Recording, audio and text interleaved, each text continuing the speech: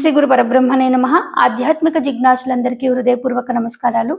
కొందరు కొన్ని రోజుల నుంచి ప్రశ్నిస్తున్నారు, ఎలాంటి గురువును ఆశ్రయిస్తే మనకి ముక్తి కలుగుతుంది, ఇప్పుడున్న సమాజంలో నిజ గురువులు మనకు లభిస్తారా, ఎలా అన్వేషించాలి నిజ గురువులను అని ప్రశ్న అడిగినరు.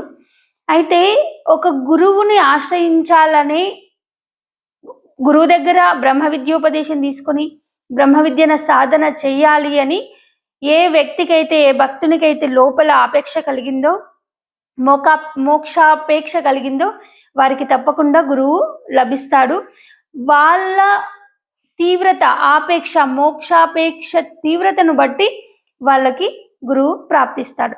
మరి ఎలాంటి గురువులను ఆశ్రయించాలి అన్నప్పుడు ఆ గురువు శ్రోత్రియుడై ఉండాలి, బ్రహ్మనిష్టాగరిష్ఠుడై ఉండాలి.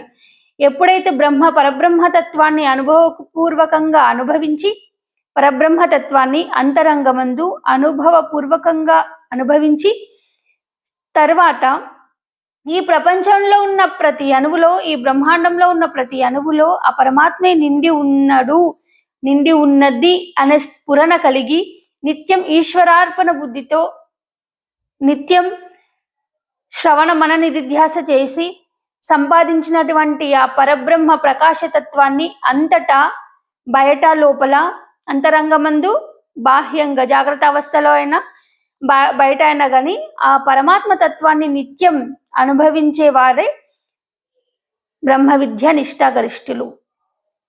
వాళ్ళే పరంపరా గురువులు. గురువును మనం ఆశ్రయించడం ఆ గురు సమక్షంలో మనం కూర్చుంటే మనకు శాంతి కలగాలి. అంటే ఆ గురువు యొక్క తపశ్శక్తిచే తన శరీరం, దేహం, మనస్సు, త్రికరణాలు, మనోబుద్ధి ఇవన్నీ శుద్ధి అవుతాయి. గురువుకి శుద్ధి అవడం వల్ల ఏ భక్తుడైతే గురువును సమీపించి అతని దగ్గర కూర్చుంటే వాళ్ళకి శాంతి అవ్వాలి. ఎలా అంటే ఎలాంటి బాహ్య ప్రపంచ లౌకిక విషయాలు మనసులోకి రాకుండా కేవలం ఆధ్యాత్మిక పరిమళాలు వెదజల్లాలి. అంటే లోపల ఆధ్యాత్మిక భావాలు ఆ గురువు దగ్గర కూర్చోగానే మనకి ఆ సాంత్వన కలగాలి.